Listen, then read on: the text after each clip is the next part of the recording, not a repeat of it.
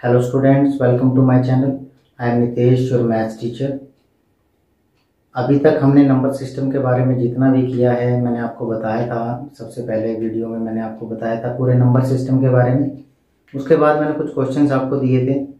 तो आज की इस वीडियो में हम इस चैप्टर का एक और इम्पोर्टेंट टॉपिक करने जा रहे हैं कि इर्रेशनल नंबर्स को हमें किस तरीके से नंबर लाइन पे लोकेट करना है। इरेशनल में जैसे √2, √3 इस तरीके के नंबर। लेकिन उससे पहले मैं कुछ चीज़ें आपको क्लैरिफाई करना चाहता हूँ, क्योंकि इरेशनल नंबर की जो डेफिनेशन है जो आपने अभी तक पढ़ी है वो बिल्कुल ठीक, लेकिन मैं उसको और मॉडिफाई करने जा रहा हूँ। मैं उसको और अच्छे से आपको समझाने जा रहा हूँ कि उसका मतलब क्या है। ठीक है, रैशनल नंबर वही है जो हम P/Q की फॉर्म में लिख सकते हैं, और इर्रेशनल हमने पढ़ा है कि जो हम P/Q की फॉर्म में नहीं लिख सकते। ठीक है, तो इसकी एग्जैक्टली डेफिनेशन क्या होगी ये मैं आपको बताता हूँ।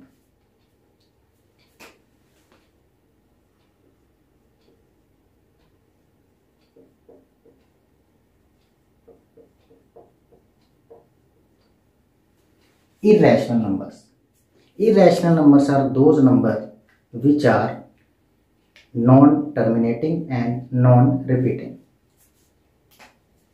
I am used here two terms, non-terminating and non-repeating or recurring. Irrational numbers are non-terminating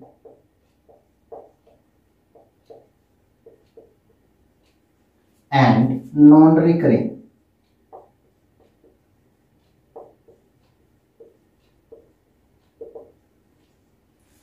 Firstly, you have to clear about these two words, and before that मैं आपको दो और बता रहा हूं, टर्मिनेटिंग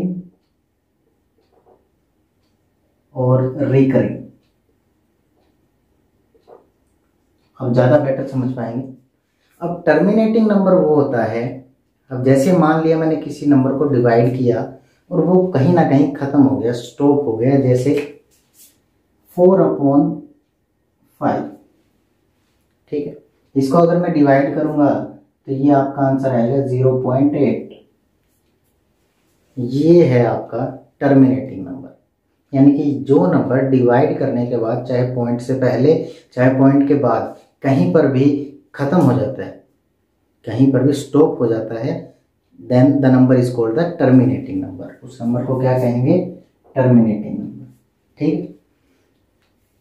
सेकंड, अब इसी का एक और पार्ट बन जाएगा नॉन टर्मिनेटिंग। आप समझ ही गए होंगे कि नॉन टर्मिनेटिंग कौन से होंगे। नॉन टर्मिनेटिंग का मतलब the number which will never and after divide. जब हम डिवाइड करेंगे तो वो कभी भी जो रिजल्ट आएगा आपका वो खत्म नहीं होगा। फॉर एग्जाम्पल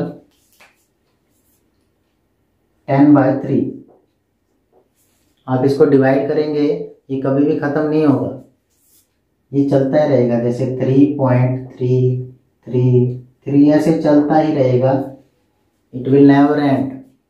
अब ये जब खत्म नहीं होगा तो ये किस कैटेगरी में डाल देंगे हम? नॉन टर्मिनेटिंग में। ठीक है, ये किस कैटेगरी में था? टर्मिनेटिंग में। दो नंबर्स के बारे में आपको पता चला, एक टर्मिनेटिंग एंड नॉन टर्मिनेटिंग। तीसरा जो नंबर है वो अब है हमारी type recurring. Recurring number, recurring is also called repeating.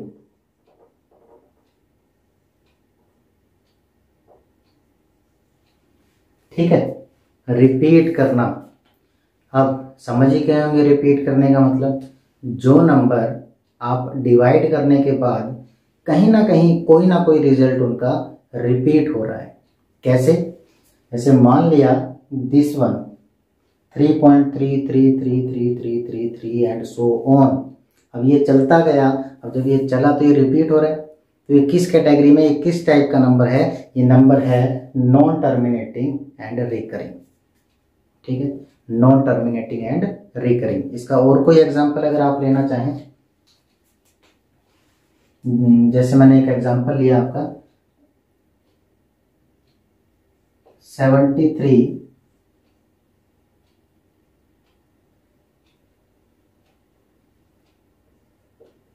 - Upon 6, ठीक है।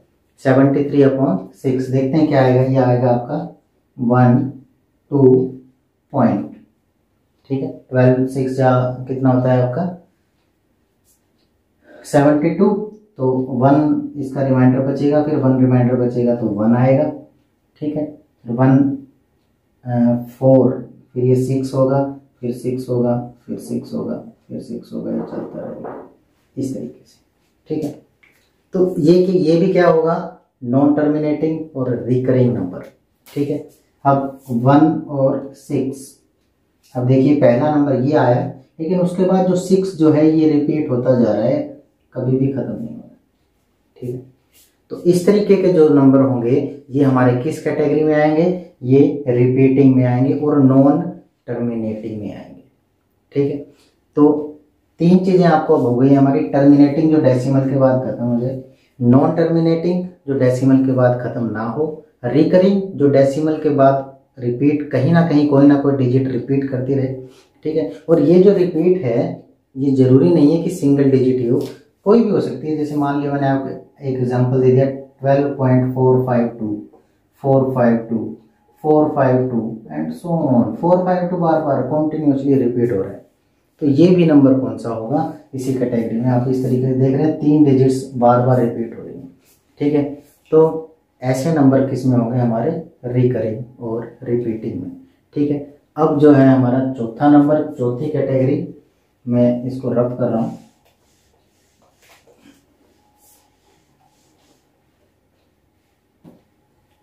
Non terminating and non recurring, और वो क्या होंगे, इरेशनल नंबर होंगे। अब आपको मैंने एक एग्जांपल दे दिया 1.01001, फिर 3, फिर 4 एंड सो ऑन, ठीक है। क्या आप कह सकते हैं कि ये डेसिमल के बाद रिपीट हो रहा है? नहीं, ये रिपीट नहीं हो रहा है। क्यों? क्योंकि पहले देखिए 0 और 1 आया, ठीक है, फिर 0 और 1 के बाद फिर 2 0 आई है, फिर 1 आया है, फिर 3 0 आई है, फिर 1 आया, तो पर्टिकुलर कोई नंबर रिपीट नहीं हो रहा है, ठीक है। अगर रिपीट ऐसा नहीं है, ऐसे तो 0 आ रही है, लेकिन कॉन्टिन्यूसली एक ही सीरीज में रिपीट नहीं हो रहा है, ठीक है। तो इसीलिए ये नंबर किस कैटेगरी का होगा, ये इरेशनल नंबर होगा, यानी कि ये नंबर क्या होगा, non terminating and non recurring, ठीक है। अब इरेशनल नंबर्स के बारे में आप जानते ही हैं कि कौन कौन से हैं, सारे अंडर रूट वाले numbers, under root 2, under root 3, under root 4, sorry under root 5, इस तरीके के सारे नंबर जो हैं अंडर रूट में जो परफेक्ट स्क्वायर नहीं होते, वो सारे क्या होते हैं, इरेशनल नंबर होते हैं, क्योंकि ये कभी भी रिपीट नहीं होते। जैसे अंडर रूट 2 है 1.41, हम इसकी एग्जैक्टली वैल्यू लेते हैं, बट ये 1.412 ऐसे चलता रहता है, ठीक है, ये कभी भी रिपीट नहीं करता। एक और अच्छा एग्जांपल है पाई, ठीक है। पाई की वैल्यू हालांकि हम 22/7 ले लेते हैं। अब आप कहेंगे कि ये तो हमने P/Q की फॉर्म में लिख दिया, तो ऐसा नहीं है, ये वैल्यू है इसकी अप्रोक्सीमेट होती है। इसकी जो एक्चुअल वैल्यू होती है वो 3.142857, और हमें नहीं पता ये कि ये बार बार देखो कहीं पर भी कुछ रिपीट नहीं हो रहा है, और ना ये कभी होता है, ठीक है। This is the value of the pi, ठीक है। और राउंड फिगर में इसको 3.14 ले लेते हैं, राउंड फिगर में इसको 22/7 ले लेते हैं, but it is a rational number, ठीक है। तो ये कंपटीशन में भी आ जाता है कई बार कि पाई इज रैशनल और इरेशनल, या 22/7, मतलब इस तरीके से। तो आपको ध्यान रखनी है ये बात कि ये क्या होती है, पाई इरेशनल नंबर होती है, ठीक है। तो इस कॉन्सेप्ट को बड़े ध्यान से समझिए। अब मैं आपको करवाने जा रहा हूँ कि आपको इन इरेशनल नंबर को, यानी कि अंडर रूट 2, अंडर रूट 3, इन नंबर्स को आपको नंबर लाइन के ऊपर रिप्रेजेंट करना है, कैसे दिखाएंगे। तो चलिए हम देखते हैं। पहला जो एग्जांपल हमारा इसी पर है, हमें अंडर रूट 2 को नंबर लाइन पर शो करना है, हम उसको शो करवाते हैं।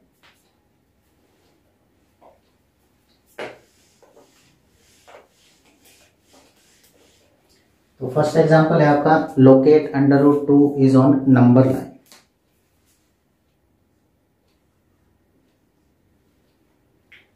अब सबसे पहले तो नंबर लाइन आपको पता ही है कि क्या होती है। नंबर लाइन कुछ इस तरीके से एक सीधी लाइन होती है, ये आप स्केल की हेल्प से बनाएंगे, ठीक है। ये 0, ये 1, ये 2, ये 3 और इस तरफ जो है हमारा माइनस में चलता है, ठीक है। तो ये है हमारी नंबर लाइन। अब अगर आपको मैं कहूँ कि आपको 1 रिप्रेजेंट करना है, आप फटाफट बता देंगे कि ये 1 है। मैं कहूँ 2 है तो ये 2 है। ऐसे आप बड़े आसानी से, और आपने पीछे किया भी है, आपने रैशनल नंबर को भी रिप्रेजेंट किया है। लेकिन आज जो है मुझे एक इर्रेशनल नंबर को किसके ऊपर रिप्रेजेंट करना है? नंबर लाइन के ऊपर। तो सबसे पहले तो आपको यही समझना है कि √2 की जो वैल्यू होती है वो होती है 1.41 अप्रोक्स लिख रहा हूं मैं, ठीक है, अप्रोक्सीमेट। अब 1.41 का मतलब क्या है? ये जो √2 होगा ये इन दोनों के बीच में आएगा, ठीक है। √2 यहां कहीं होगा इन दोनों के बीच में, ठीक है। नंबर 1 तो ये। लेकिन अब इसको करना कैसे है? तो इसको करने से पहले आपको एक कॉन्सेप्ट पता होना चाहिए। वो कौन सा? पाइथागोरस का। पाइथागोरस का अगर आपको पता हो या आपने पीछे किया है, एक राइट एंगल ट्राइंगल होती है। अब उस राइट एंगल ट्राइंगल में आप इसका स्क्वायर प्लस इसका स्क्वायर, इसे क्या बोल देते थे? बेस बोल देते थे, और इसे हाइट बोल देते थे, और इसको क्या बोल देते थे? हाइपोटेन्यूज, ठीक है। ये 3 चीजें होती थी हमारे पास। तो इसका जो फॉर्मूला होता था वो ये होता था कि हाइट का स्क्वायर प्लस बेस का square is equal to hypotenuse का स्क्वायर, ठीक है। ये कॉन्सेप्ट मैं क्यों बता रहा हूं? क्योंकि इसी कॉन्सेप्ट से हम ये क्वेश्चन करेंगे। तो अगर मैं √2 को कुछ इस तरीके से करना चाहूं, 1 + 1, ठीक है। अब ये मैंने क्या किया? 1 का स्क्वायर प्लस 1 का स्क्वायर, ठीक है, बन जाएगा। यानी कि अगर मैं इसको 1 लूं और इसको भी 1 लूं तो इसका स्क्वायर प्लस इसका स्क्वायर इज इक्वल टू किसके? इसके इक्वल होगा हाइपोटेन्यूज के स्क्वायर के। तो ये 1 + 1 2 आ जाएगा, तो हाइपोटेन्यूज की वैल्यू क्या आ जाएगी? ये स्क्वायर इधर √ में चला जाएगा, तो √2 यानी कि ये वैल्यू हमारी क्या निकल आएगी? √2, ठीक है। इस कॉन्सेप्ट की हेल्प से हम √2 को शो करेंगे। तो सबसे पहले आपको क्या करना है? नंबर लाइन लेनी है। ये 1 यूनिट लिया आपने। अब 1 यूनिट लेने के बाद आप यहां से 1 पर गए, ये 1 यूनिट हो गया हमारा, यानी कि हमारा बेस बन के रेडी है, 1 बन गया है। अब मैं क्या करूंगा? ये परपेंडिकुलर 90 डिग्री यहां से आप एंगल बना देंगे, ठीक है, कंपास की हेल्प से। तो ये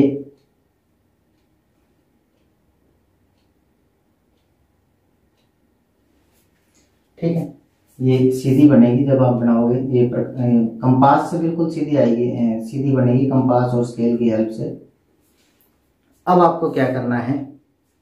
जितनी डिस्टेंस ये थी उतनी ही डिस्टेंस की यहां से आर्क लगा देनी है, यानी कि 1 यूनिट की ही आर्क लगा देनी है आपको। तो ये इतना था, तो ये मैंने यहां आर्क लगा दिया इसको, ठीक है। अब ध्यान से देखना, मैं इससे कंपैरिजन कर रहा हूं।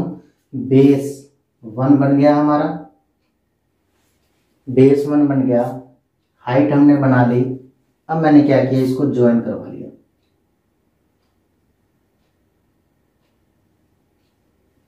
ठीक है, ये ज्वाइन करवा लिया। अब जब ये 1 यूनिट था ये भी 1 यूनिट था, तो ये कितना आएगा √2।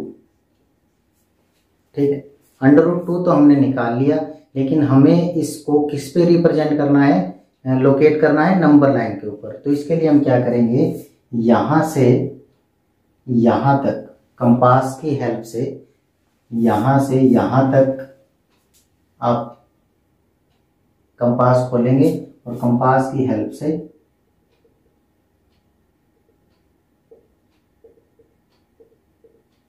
इस तरीके से रिप्रेजेंट करवा देंगे। ठीक है, this is your √2, this is your √2। इस तरीके से आप बड़े आसानी से √2 को लोकेट कर सकते हैं। ठीक है, तो ज़्यादा कंफ्यूजन ना हो, मैं बाकी सब रफ कर देता हूँ।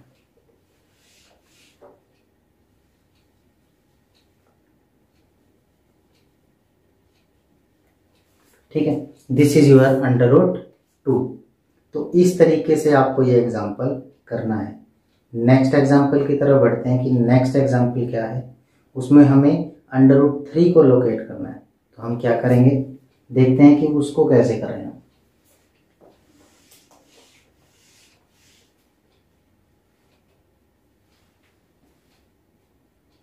अब आपको किसको लोकेट करना है, √3 को। ठीक है, अब √3 को लोकेट करने के लिए आपको सबसे पहले √2 आना चाहिए, इस बात का ध्यान रखें। Without √2 √3 is not possible. ठीक है, तो चलिए इसको देखते हैं कि ये कैसे होगा। तो सबसे पहले मैं क्या करूंगा, एक नंबर लाइन लगा लूंगा। स्केल की हेल्प से मैंने बना ली। ये मैंने 0.0 लिया, ये 1 यूनिट लिया। मैं इस बार थोड़ा सा ज़्यादा स्पेस ले रहा हूँ ताकि आपको ज़्यादा आसानी से समझ में आए। 2, यहाँ -1, -2, 3। ठीक है, ये करने के बाद अब √3 को आपको किस कॉन्सेप्ट पे ले जाना है, पाइथागोरस के कॉन्सेप्ट पे, यानी कि इस कॉन्सेप्ट पे। ठीक है, अब अगर मैं √3 को लिखना चाहूं तो मैं क्या ऐसे लिख सकता हूं इसको। ठीक है, लिखा मैंने।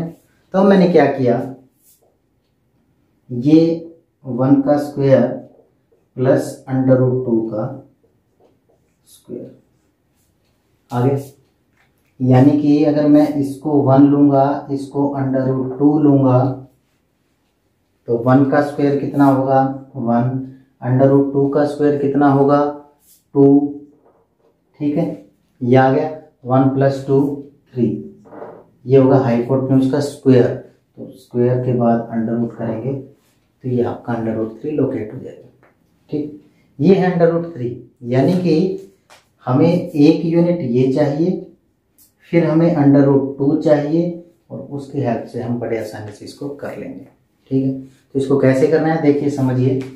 सबसे पहले हम √2 को ही लोकेट करेंगे, तो वही बिल्कुल स्टेप। ये मैंने 1 यूनिट लिया, यहाँ मैंने 90 डिग्री का एंगल बनाया कंपास की हेल्प से। ये सारा आपको स्केल पेंसिल की हेल्प से करना है। ठीक है, मैंने ये 90 डिग्री लिया। अब 90 डिग्री लेने के बाद इतनी ये जो डिस्टेंस थी, मैंने इतनी ही डिस्टेंस की यहाँ आर्क लगा दी। ये भी 1 यूनिट हो गया, ये भी 1 यूनिट हो गया। ठीक है, तो ये आ गया मेरा √2। This is my √2। ठीक है, अभी इसके बाद मुझे क्या करना है, मुझे √3 निकालना है। मतलब हमारा टारगेट क्या है, √3। √3 की वैल्यू मैं आपको बता देता हूँ, अप्रोक्सीमेट 1.73 होता है, यानी कि ये मैंने 1.5 लिया, तो ये यहाँ कुछ आना चाहिए। ठीक, तो अब जब आप ये काम कर लोगे √2 करने के बाद, तो आप उस √2 को कहाँ लोकेट कर दोगे, वही आपका सेम प्रोसीजर रहेगा। इतने कंपास खोलेंगे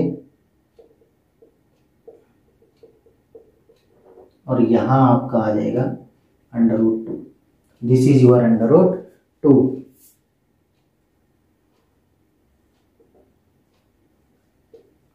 ठीक है, बट हमारा टारगेट क्या है? √3।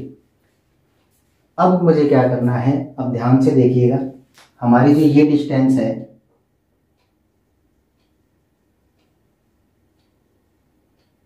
ये डिस्टेंस मेरी आ चुकी है √2।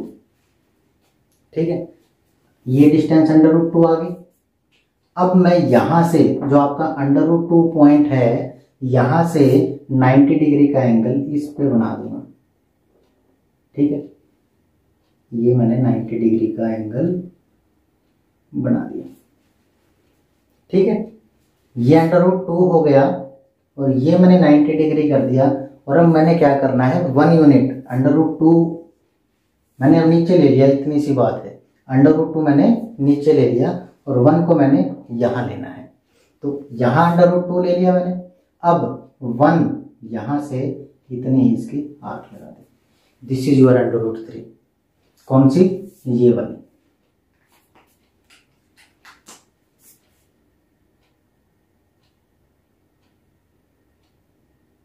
ये आपकी क्या है? √3 है।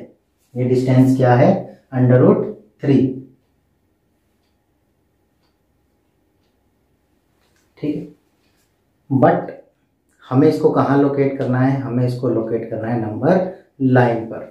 तो हम क्या करेंगे, यहां से कंपास खोलेंगे इतना और इसको आर्क लगा देंगे। ये आपका आ गया पॉइंट √3 का।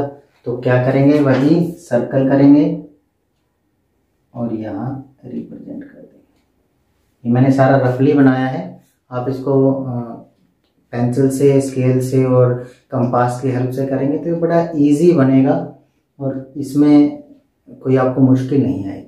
ठीक है, तो ये था √3 को रिप्रेजेंट करने का तरीका। अच्छा, अब जो बुक में है, थोड़ा सा आप अगर देखेंगे तो उन्होंने क्या किया हुआ है, ये √2 लेकर यहाँ इसको रिप्रेजेंट करने के बजाय यहीं पर 90 डिग्री बना दिया। ठीक है, तो आप उस तरीके से भी कर सकते हैं, ज़्यादा बेटर मुझे ये लगता है। इसलिए मैंने इसी तरीके से बताया कि मैंने √2 को यहाँ लोकेट कर लिया, फिर ये √2 ले लिया, यहाँ से 1 लिया, फिर इसको करना। तो जो आपको ज़्यादा बेटर लगे आप वो तरीका कीजिए। मुझे ये ज़्यादा बेटर लगता है क्योंकि मोस्ट प्रोबेबली जो रिजल्ट मैंने आज तक करवाया यहीं से मिला है मुझे, बच्चों को जल्दी समझ में आता है। तो इस तरीके से आप इसको √3 को रिप्रेजेंट कर सकते हैं। अब इसी बेस पर मैं आपको कुछ क्वेश्चन दे रहा हूँ वीडियो के एंड में, आप देख भी पा रहे होंगे अभी। ये आपको करने हैं और इन क्वेश्चंस में आपको कोई भी डाउट हो तो नीचे डिस्क्रिप्शन में मेरा नंबर है या कमेंट बॉक्स में भी आप बता सकते हैं। Thank you very much.